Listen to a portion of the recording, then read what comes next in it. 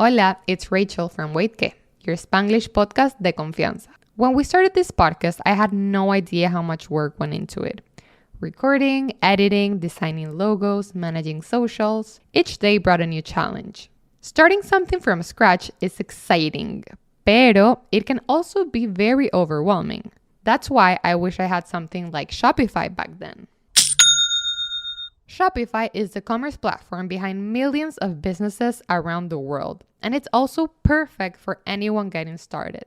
Build your online store with Shopify's professional templates, and let their AI tools help write descriptions, polish photos, and generate headlines. Shopify's got your back with inventory, shipping, returns, and all the not-so-glamorous parts of running a business. If you're ready to sell, you're ready for Shopify. Turn your big business idea into with Shopify on your site. Sign up for your $1 per month trial and start selling today at shopify.com/sonoro. Go to shopify.com/sonoro for more information.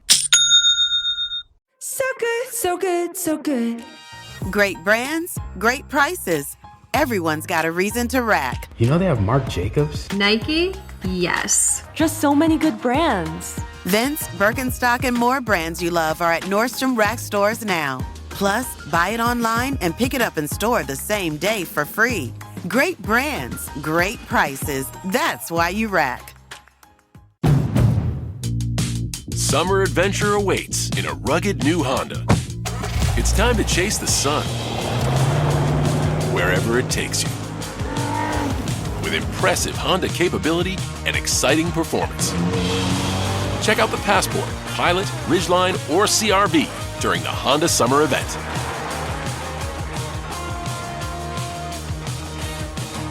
See dealer for financing details.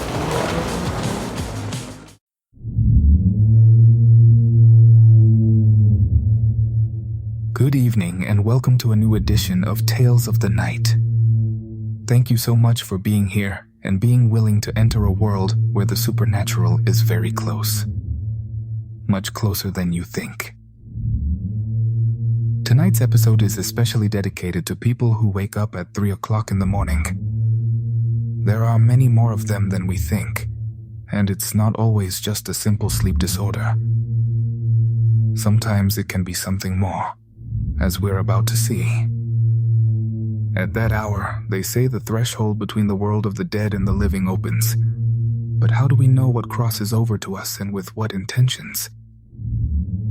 We recommend you listen with great caution, and if you wake up tonight at 3 o'clock, pay attention. You could be the next protagonist of Tales of the Night.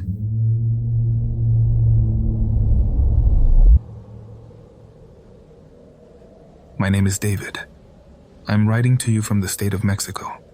I'm contacting you because for the past few weeks I've been staying at my parents' house because my mother just got out of surgery. She's fine, thank God, but she can't get up by herself or do many things yet. That's why I offered to stay with her for a few weeks while she recovers. My father died last year, so the house no longer feels the same. It's very quiet, as if something or someone were missing. That's also why I thought it was essential to come and be with my mother. If I was already worried about her being alone, imagine now while she's convalescing. At first I had no trouble adapting.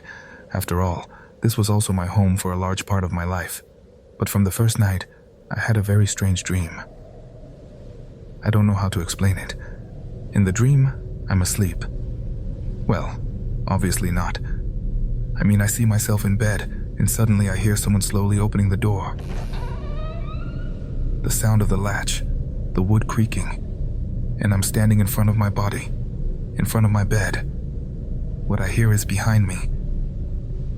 I want to turn around to see who it is, but I can't. I know there's someone behind me. I know there's something there. I know it's something terrifying, and yet I feel the need to see it. But I also feel that something prevents me from doing so. Something keeps me still. I simply can't turn around. And when I finally manage to move, it's because I feel myself back in my body again. Because I've woken up.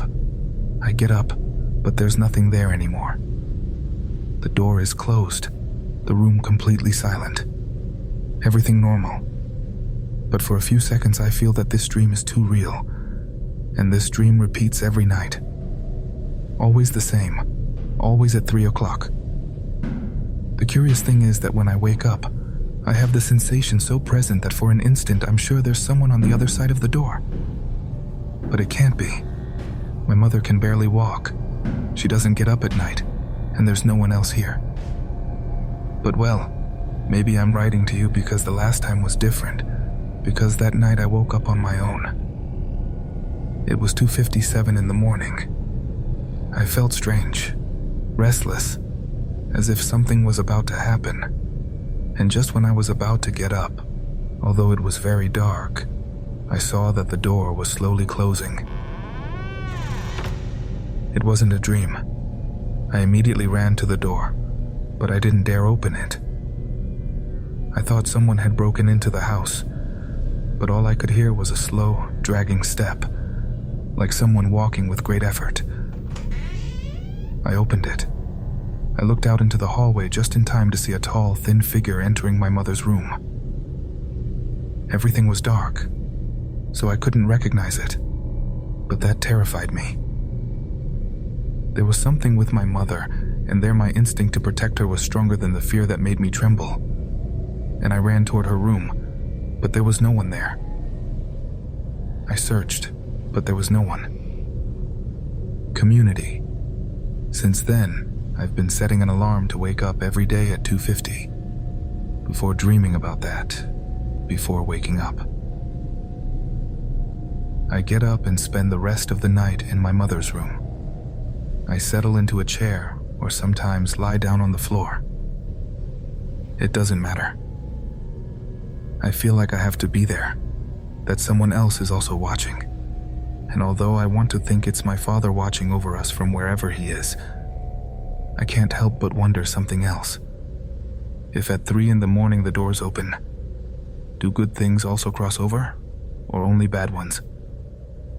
I don't know if this is prudent to tell, or if anyone will believe me, but I can't bear the desire to share it with you anymore. I've been listening to this channel for months with headphones always on every night, hoping that some story would appear, mine. But no. So if someone out there has gone through something even remotely similar, please tell me. I no longer sleep peacefully. Precisely because of Easter vacation, I'm writing to you from here, from this town in the state of Zacatecas, where 6 years ago what I'm about to tell you happened. I'm not going to say the name of the town, not out of fear, but because I don't even want it to be searched for or associated with something negative. There are already too many things being said about my state these days that I don't want to add one more. My town is one of those where everyone knows each other, where religion is not a custom, but something we all live, every day. It's part of our routine. And during Easter, of course, everything becomes more serious, more intense. The feelings that unite us in Catholicism are more present, on the surface, as they say. That year, I don't know, something strange was felt. You know, something strange in the atmosphere, a kind of anxiety that wouldn't go away and that I discovered wasn't something only I could feel. People continued with the traditions, but you could tell there was something strange, a palpable tension, and no one talked about it, although many of us showed it. In my family, we always go to the Saturday of Glory Mass, and that year when my parents weren't there, my grandmother insisted more than she always does. I was feeling down, but I promised her I would accompany her. The Mass started at night. The town remained quieter than usual. The church bells began to ring and people started gathering. But something caught my attention as we walked toward the temple, a figure I had never seen before. It wasn't a Christ that they were carrying, nor a virgin. It was a child, a very well-detailed figure, lying in a kind of glass coffin with white clothes and hands crossed over the chest and little eyes closed. It looked as if it were very old, but I had never seen it. I asked my grandmother what it was, and she told me it was a very miraculous child, an image they kept downstairs in the crypt, and that was only brought out once a year. Sometimes one night, during Easter, it has its name and is known even outside the town. People come from far away to ask for miracles. She found it strange that I hadn't seen it. And I don't know, maybe at some point I had in my childhood, but I had never paid attention to it. I would remember it, and it's just that I don't know. There was something about that child's eyes. The more I looked at them, the more I felt that at any moment they were going to move. It seemed like it was alive. Even if I looked at its chest, I felt as if it were moving, almost as if it were breathing. But I think that can happen to us when we look at something very intently that we think we see movement that we imagine. I tried to ignore it, but that anxiety I had felt became more intense. The Mass began, and although I don't go every Sunday, I've been Catholic all my life. The Mass was not being carried out as usual. It wasn't as if we were doing something different, another ritual. And maybe it was fear, but it sounded strange to me. Very strange. Those words weren't like something a priest should say in the middle of Mass. I stepped out for a moment to get some air. I started feeling more uncomfortable, and out there I saw something even stranger. A group of old ladies, those who never say anything, who rarely leave their houses. Those who don't even like to accompany their husbands to church. They were there gathered in a circle, murmuring something that seemed important. I got a little closer without them seeing me. One of them said something I still have engraved in my memory. Soon after the child opens his eyes, "We better not. Let's go. We have to be well prepared." Although the phrase itself had nothing wrong with it, it made me feel very uncomfortable because in my head the only child I had present was that figure they had brought out. I returned to the church. I didn't want to cross all the way to reach my grandmother, so I stayed on one side. Standing. There. Standing. I heard a kind of sigh from several people in unison, like surprise. But at that moment, it was cut off, as if they had regretted doing it, or as if they were trying to hide it.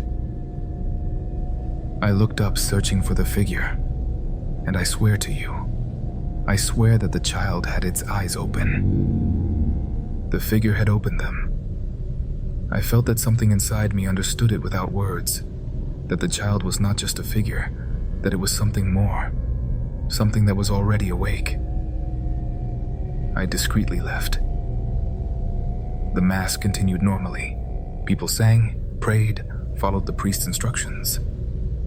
No one seemed to show that something strange was happening. Although there was a moon that night, it was very dark, but I hoped to see enough to take a shortcut home through the streets that are usually darker. My grandmother would return with neighbors later. She would be fine, but I no longer wanted to. I could no longer stay there. When I was in the middle of one of those streets, I heard a whisper. Someone was approaching. I was about to run into someone in the darkness, and I started walking, but on the other side of the street. Suddenly, I saw it appear in the night. I saw it when it was already approaching because it was very dark. Something was coming running very lightly, as if it weighed nothing, almost as if it were floating. A child dressed in white, identical to the figure from the crypt, running on the other end of the street. But when it saw me, it started walking toward me. It was carrying something in its hand. I managed to see it. A small knife. It took me an instant, just an instant, to react and run back to the church, ready to start over and take the long way home. The illuminated path full of people.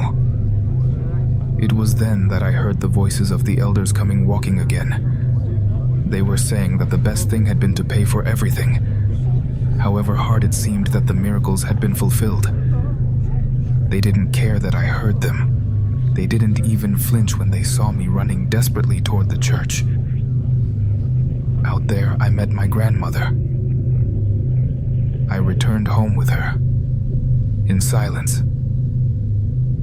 Over time, I have built many ideas in my head, filling in all those details that I ignore and that, even if I ask, I know they will never answer me. Does the figure really open its eyes? Or was it my imagination? Is it something that is known to do, or that only I saw? Or does someone manipulate it?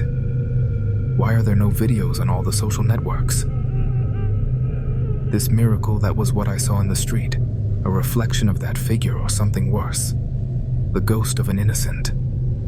A real child. What was it that they paid for? About what some didn't agree.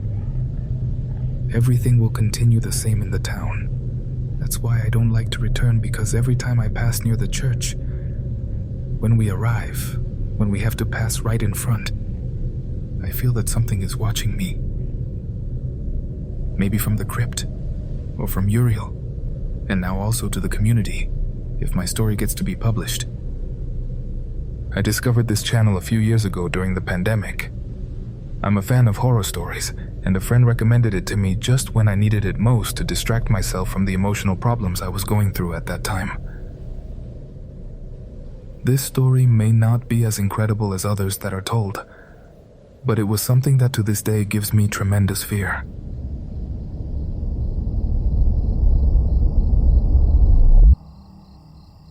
Hola, it's Rachel from Wait Que, your Spanglish podcast de confianza. When we started this podcast, I had no idea how much work went into it.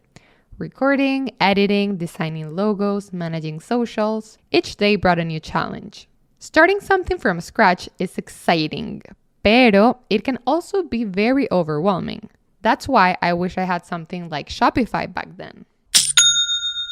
Shopify is the commerce platform behind millions of businesses around the world, and it's also perfect for anyone getting started. Build your online store with Shopify's professional templates, and let their AI tools help write descriptions, polish photos, and generate headlines.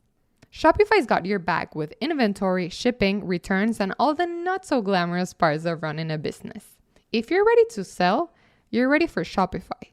Turn your big business idea into with Shopify on your site. Sign up for your $1 per month trial and start selling today at shopify.com/sonoro. Go to shopify.com/sonoro for more information. My name is Mateo, and I'm from Mexico, specifically from the state of Veracruz. This happened in a small city that I'm going to tell you about. But if this story were to be published, I would prefer that you omit that information. I no longer live there. We moved cities because of my mother's work. However, what happened to me was so strong that I still don't remember it very well. I'm currently 19 years old, but this happened when I was 13, right during the pandemic, shortly after I started listening to the channel. Despite loving everything related to horror, at that time I didn't completely believe in ghosts. I grew up between two very different families. My mother's is Christian and my father's is Catholic. But ironically, within the paternal family, there are uncles and aunts and, well, including my grandmother, who practice witchcraft. Since I was little, I heard many stories that she told me about how a girl would appear to her in her house, how things would move by themselves, or how the spirit of my great-grandfather, her father, continued to manifest itself long after he died. Or, well, at least that's what they told me. Those were the stories they told me. And excuse the long introduction, but what I want to tell you happened right in that house full of ghosts, of apparitions. My grandmother's house. A house that since I was a child always scared me. Hard to explain. Sometimes I would sleep there because I was her only grandson who could visit her. My father is an only child, and at that time my sister was barely a baby. The house is over 100 years old, and that's not an exaggeration. When my grandmother was born, her parents already lived there. The house is big. When you enter, there's the kitchen, and on the right side, the dining room. If you walk down a hallway from the kitchen, there are curtains that serve as a door, and when you cross them, you reach the living room. That place terrifies me. You have no idea. On the left side, there's another hallway that leads to the bedrooms. The first was for guests, and the next one was my grandmother's. I suppose you've heard the typical, "I don't believe until I see it." Well, I was one of those. I always said I wouldn't believe in ghosts until I saw one with my own eyes. One night I stayed alone at my grandmother's house while she went out to buy some things for dinner. She always made special things for me when I came. I preferred to stay watching television in her room. Suddenly I heard something that caught my attention. It was like a taxi coming from the living room. It seemed strange to me because I was completely alone, and I always heard when my grandmother returned. I think that's why I didn't give it much importance at first, until I started hearing noises in the kitchen and thought she had returned, although I hadn't heard the door. I quickly got down from the bed. I went toward the kitchen, but there was no one there. The lights were on, yes, but there was no trace of my grandmother. Then I felt scared, although I didn't want to admit it. Suddenly, the living room light turned on. The strange thing is that the switch is at the back, which means someone would have had to walk to the end of the living room to turn it on. As if my feet moved by themselves, I walked toward the living room to turn off the light. In that place, just before reaching the back, there's a very large, old, and opaque mirror. It always gave me a bad feeling. When I had to pass by there, I always looked down to avoid seeing my reflection. But that night, I still don't know why. I decided to look at myself in the reflection. There was a black figure behind me, 1 meter away, right behind one of the armchairs. It took me a second to see it, to realize it was real, that it wasn't my imagination. And I ran toward the door that leads to the garden. It was closed, and because of my nerves, it took me several attempts to open it. Once outside, I started praying the only prayer I knew, the Our Father.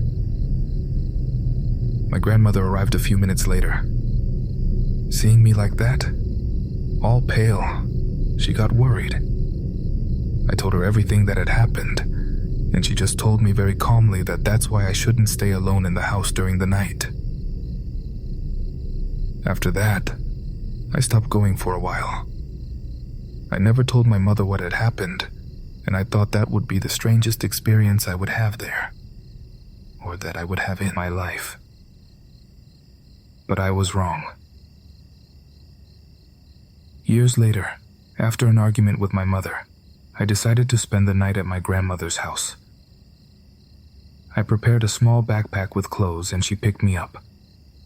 That day, my grandmother went out to visit one of her sisters who was sick.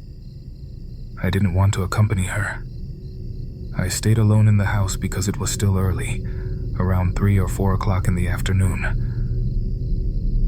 I was lying in the guest room, distracted on my phone, when I heard someone calling me from the living room. Well, the voice didn't sound strange or eerie.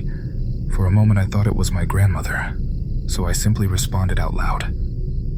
"I'm coming." I left the room still looking at my phone, but when I reached the living room, I found total silence. The door was open, and I clearly remembered that I had closed it when my grandmother left. Before I could process it, I heard that voice again, this time clearer. "Matt, why don't you come?"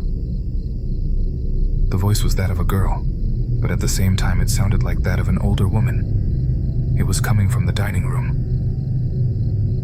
My legs began to tremble. I walked toward the kitchen and looked into the dining room, and I saw a girl who ran toward the garden door. And like an impulse, I don't know if from fear or instinct, but my legs moved by themselves, and I went after her. Once outside, I looked for her with my eyes, but I couldn't find her. Suddenly I heard laughter. It was coming from a tree in the garden. When I turned around, I saw her sitting on one of the branches, smiling. Before I could think about what to do, I heard the gate opening. I ran toward there, and it was my grandmother. I hugged her very tightly, and nervously I told her what had just happened.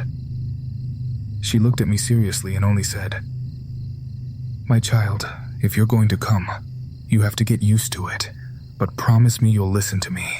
When you hear someone calling you, don't respond, never respond."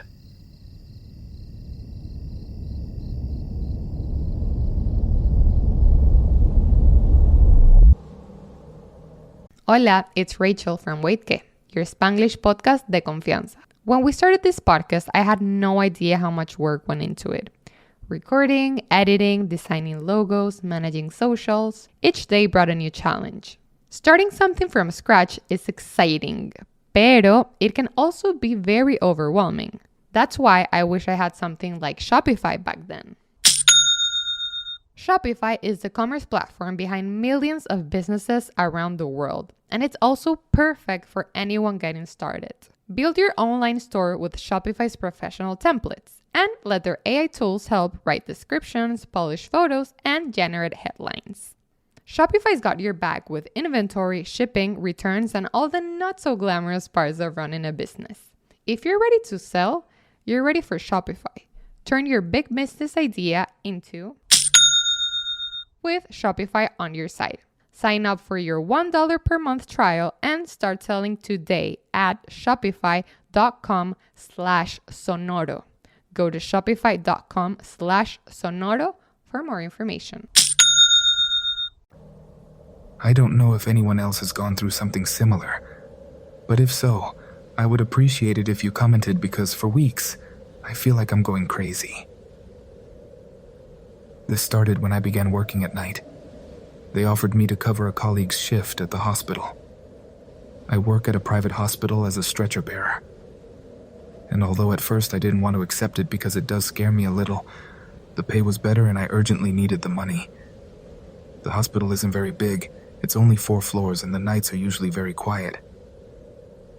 I'm in charge of moving patients between emergency, x-ray, and surgery. But for some reason, on the 3rd floor, starting at 3 o'clock, something strange always happens.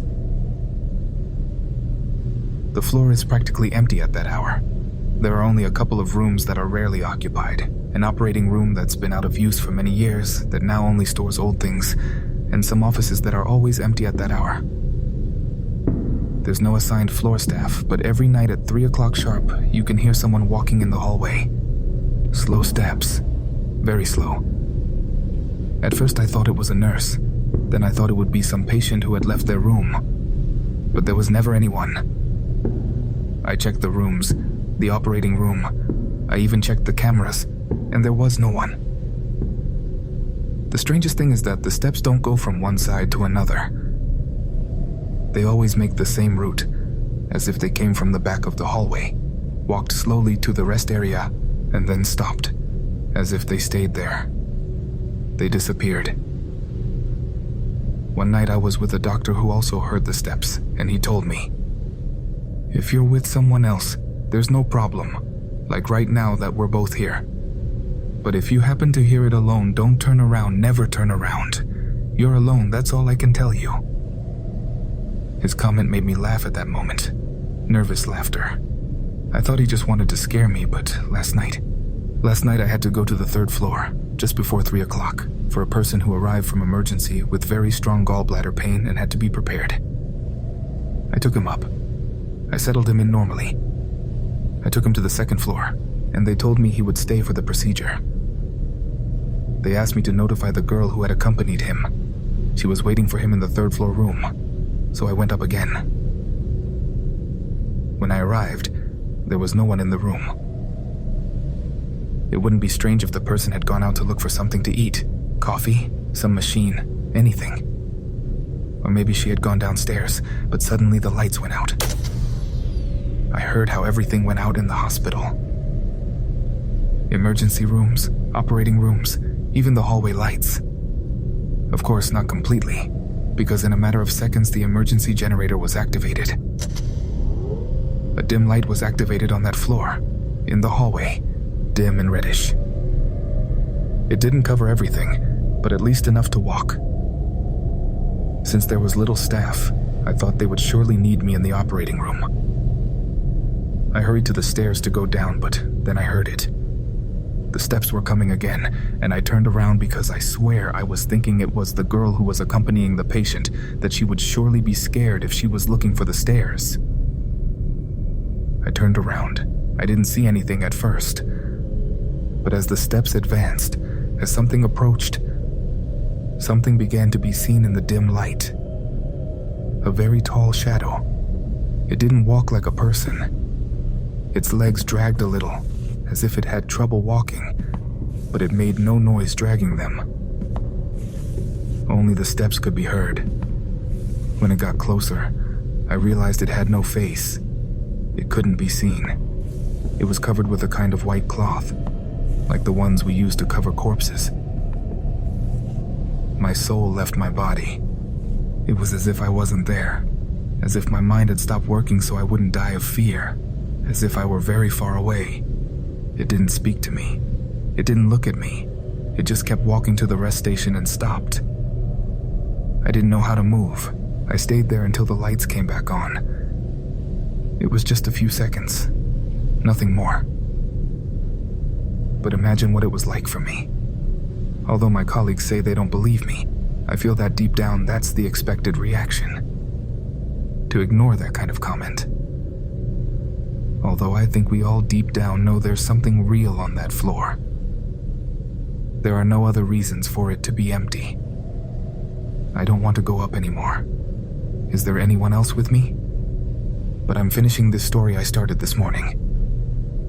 Now, while I continue working, and on the assignment sheet, I see that I have to take a patient to the 3rd floor when he gets out of the studies. That could be at any moment, and I feel for some reason that I'm going to have the bad luck that it will be close to 3 o'clock. I hope to God that I come out completely conscious. I don't want to be alone. I don't know what I'm going to do if I hear it again. If I hear its steps. Do you think, community, that if I hear them again it will be enough for me not to turn around? Will it be enough for me to close my eyes?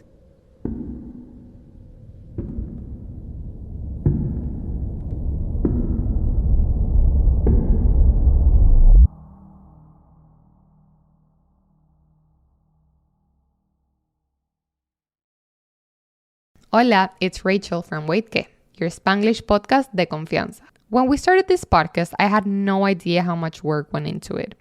Recording, editing, designing logos, managing socials. Each day brought a new challenge. Starting something from scratch is exciting, pero it can also be very overwhelming. That's why I wish I had something like Shopify back then. Shopify is the commerce platform behind millions of businesses around the world, and it's also perfect for anyone getting started. Build your online store with Shopify's professional templates, and let their AI tools help write descriptions, polish photos, and generate headlines. Shopify's got your back with inventory, shipping, returns, and all the not-so-glamorous parts of running a business. If you're ready to sell, you're ready for Shopify.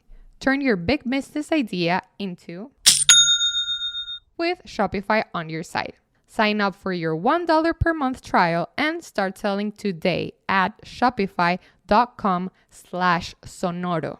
Go to shopify.com/sonoro for more information.